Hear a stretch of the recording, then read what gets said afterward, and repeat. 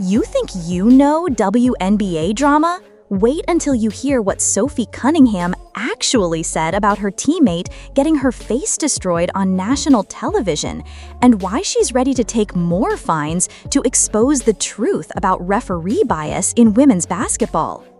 Have you seen the pictures though of Lexi? Yeah.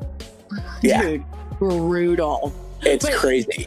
She's so pretty that if anyone's gonna look like that. The internet is absolutely buzzing after Sophie Cunningham went completely off during her latest podcast appearance, and what she revealed about Lexi Hull's horrific double black eye injury is sending shockwaves through the WNBA community. We're talking about brutal elbows to the face, potential concussions that nobody wants to talk about, Sophie calling out specific players by name, and her explosive accusations about referee favoritism that could change everything we thought we knew about professional women's basketball. But here's what nobody else is reporting: the behind-the-scenes text messages between teammates, the emergency FaceTime calls at midnight, Sophie's immediate reaction when she saw the damage, and the exact moment she realized she was about to get slapped with another fine while speaking live on air. This isn't just another injury story. This is a complete expose of what really happens when cameras aren't rolling and players stop being politically correct. The photo that started this entire controversy shows Lexi Hull looking like she went 15 rounds with Mike Tyson in his prime, and Sophie Cunningham wasn't about to let anyone pretend this was just another routine basketball play. What she said next will have you questioning everything about how the WNBA protects its players. It's crazy. She's so pretty that if anyone's gonna look like that, let it be Lexi, because she can still somehow make it look pretty in a way. It's a dark mascara. When Sophie Cunningham says someone looks brutal but can somehow still make it look pretty, you know the damage was absolutely catastrophic. This isn't your typical bump or bruise we're talking about. Hull's face was so swollen and discolored that Sophie compared her to an Avatar character. But what happened during Sophie's podcast breakdown will have you wondering if there's an actual conspiracy happening in women's professional basketball.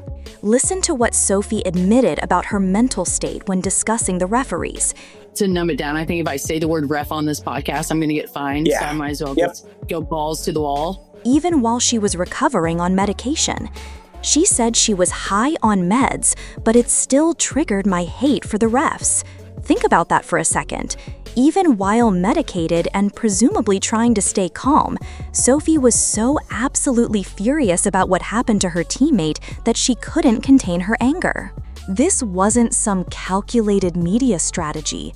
This was raw, unfiltered emotion from someone who watched her friend get brutalized. The first incident happened during what should have been a routine play against Minnesota. Sophie was careful to acknowledge that Minnesota is a great team before absolutely destroying what happened next.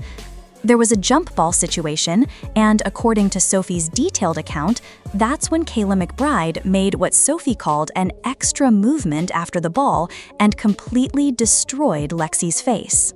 She had an extra movement after the ball and just elbowed and nailed Lexi right in the fucking face. Too much, way too much. And Lexi, it was bad. Sophie didn't just describe what she saw, she made it clear that this wasn't an accident. The phrase extra movement after the ball is basketball code for saying someone did something intentional and dirty. When a player like Sophie, who's known for being physical herself, says something was too much, you know it crossed every line imaginable. But here's where Sophie's commentary becomes absolutely explosive and potentially career-damaging. She didn't stop at describing the hit. She went full nuclear on what she sees as a massive double standard in WNBA officiating. Did you catch that? Sophie just accused the referees of having completely different standards for different players based on their reputations and media presence. She's essentially saying that if she had thrown that same elbow, she would have been ejected immediately. But McBride got away with it because of who she is and how she's perceived by officials. This isn't just complaining about a bad call. This is Sophie alleging that there's systematic bias in how fouls are called and punished. The implications of what she's saying are staggering. If Sophie is right, it means that some players can literally get away with intentionally injuring opponents, while others would be thrown out for the same action. It means that referees are making decisions based on player personalities and reputations rather than what actually happens on the court. It means that the integrity of the entire league could be compromised by unconscious or even conscious bias.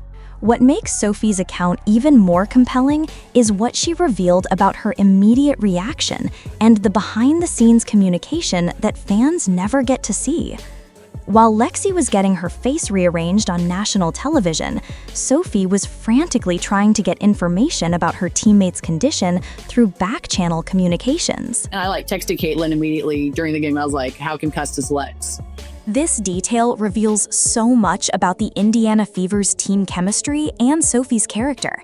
She wasn't even playing in that game, but she was so concerned about Hull that she was texting Caitlin Clark, their superstar rookie, during live game action to get updates on her teammate's medical condition.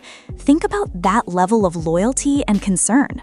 Sophie was literally interrupting Caitlin's focus during a professional basketball game because she was terrified her friend might have suffered a serious brain injury.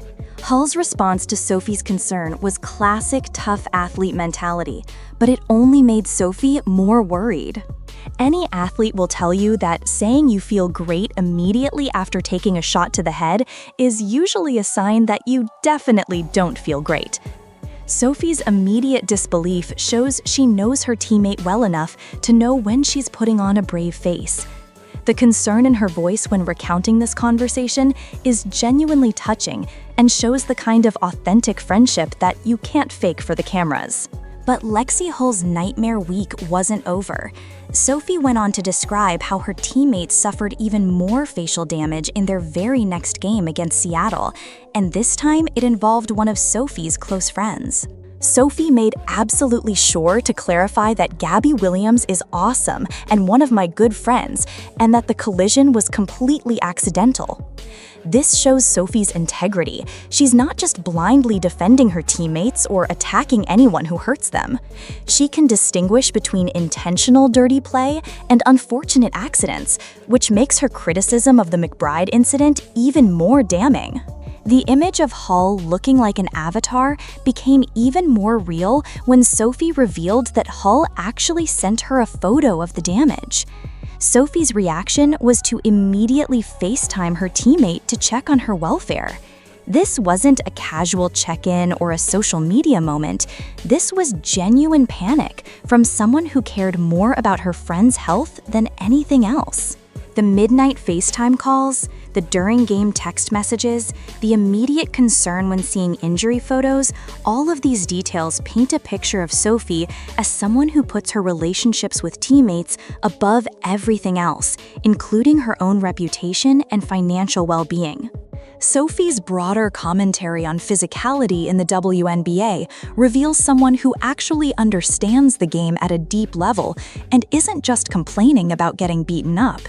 She made it clear that she supports physical play, but only when it's applied fairly across all players. I agree. I am for physicality, but there's a certain, we are elite level athletes and it is physical and you get frustrated and you get tired of people hitting you. Her solution isn't to make the game soft, it's to make the officiating consistent and quick. She specifically called for referees to call a jump ball fast, so then you're not like, get it over with. Yeah, both teams want you to call it. This shows tactical understanding. Sophie knows that when officials let physical plays develop too long, that's when emotions escalate and people get hurt. But Sophie wasn't finished exposing what she sees as systematic problems with WNBA officiating. She brought up another example involving Kelsey Mitchell, whom she described in glowing terms that should have every MVP voter paying attention. Sophie's praise for Mitchell wasn't just teammate loyalty. She provided specific evidence of Mitchell's dominance, saying, "When I tell you no one can stop her, it doesn't matter who you have on her. Any defensive scheme, she's still scoring 30 on your head. This is a player recognizing elite talent when she sees it. But then, Sophie described another incident that reinforced her accusations about inconsistent officiating and star treatment. The frustration in Sophie's voice when describing this non-call was palpable. She's watching her teammate, someone she believes deserves MVP consideration, get physically manhandled right in front of a referee with no consequences. Then came the moment that tied everything together and showed exactly what Sophie thinks is happening in the WNBA. This is the statement that probably guaranteed Sophie another fine, but it's also the most important thing she said during the entire interview. She's not just complaining about individual bad calls. She's alleging that there's a systematic pattern of certain players getting protected while others don't. She's saying that star treatment exists, but it's not applied equally to all stars.